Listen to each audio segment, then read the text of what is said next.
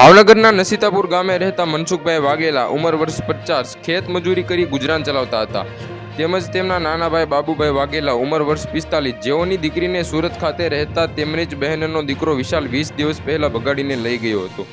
તે જ બાદ યુવતીને તેના પરિવારજનો સમજાવી પરત ઘરે લઈ આવ્યા હતા અને 8 દિવસમાં યુવતીના અન્ય જગ્યાએ લગ્ન પણ કરાવી દીધા હતા.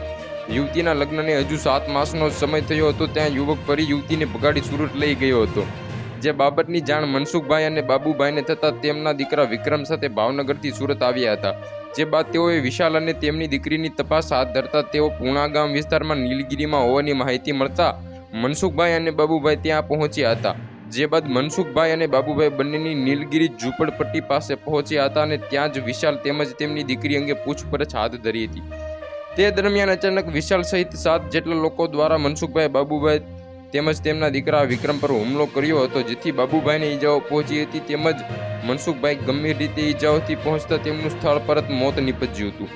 આ સમગ્ર ઘટનાની જાણ પૂણા પોલીસને થતાં પોલીસનો કાફલો ઘટના સ્થળે દોડી ગયો હતો. હાલ માટે આટલું જ. મળશું નવી અપડેટ સાથે. જો તમને અમારા વિડીયો પસંદ આવ્યા હોય તો વિડીયોને લાઇક કરી દો, ચેનલને સબસ્ક્રાઇબ કરી દો, બાજુમાં આપેલ બેલ આઇકનને દબાવી દો, જેથી આવા જ સમાચારની અપડેટ આપણને મળતી રહે.